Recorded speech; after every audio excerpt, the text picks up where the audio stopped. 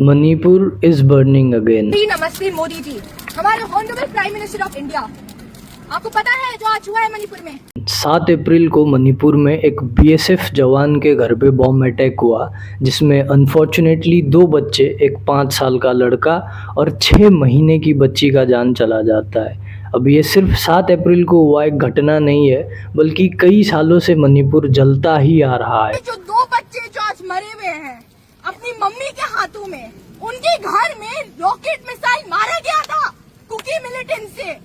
आप सुन सकते हो, रॉकेट मिसाइल, और वो भी इंडियन आर्मी कैंप से बस 1 किलोमीटर दूर।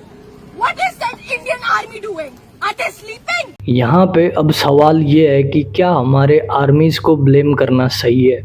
देखो, अगर दुश्मन पाकिस्तान से हो तो सर्जिकल स्ट्राइक, ऑपरेशन सिंदूर चलाया जा सकता है, लेकिन मणिपुर में जो हो रहा है वो एक सिविल वॉर जैसा सिचुएशन है, जहां अपने ही देश के 2 कम्युनिटीज़, मेथी और कुकी, एक दूसरे के खून के प्यासे बन चुके हैं। इस कॉन्फ्लिक्ट का शुरुआत हुआ था मेथी और कुकी कम्युनिटीज़ के बीच का पुराना लैंड और आइडेंटिटी इशूज से। मैथीज जो वैली में रहते हैं, उनका मांग था एसटी स्टेटस, यानी कि शेड्यूल्ड ट्राइब का स्टेटस, जिसके विरोध में कुकी कम्युनिटी ने प्रोटेस्ट किया।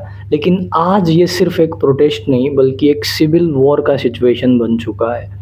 म्यांमार बॉर्डर खुला होने के कारण वहाँ से इलीगल आर्म्स और ड्रग्स का एंट्री मणिपुर में होता है। फिर लूटेड वेपन्स, मई 2023 में पुलिस आर्मरीज से जो हजारों मॉडर्न वेपन्स चोरी हुआ था, वो आज भी मणिपुर के कॉमन लोगों के हाथ में है। इन्हीं सब चीज़ों के कारण जब भी माहौल थोड़ा सा भी खराब हो जाता है तो मणिपुर फिर से जलना शुरू हो जाता है। और क्योंकि लड़ने वाले अपने ही देश के हैं, तो आर्मी उसमें स्ट्रिक्ट एक्शन नहीं ले सकता है। मणिपुर का सॉल्यूशन बंदूक नहीं, बल्कि बातचीत है।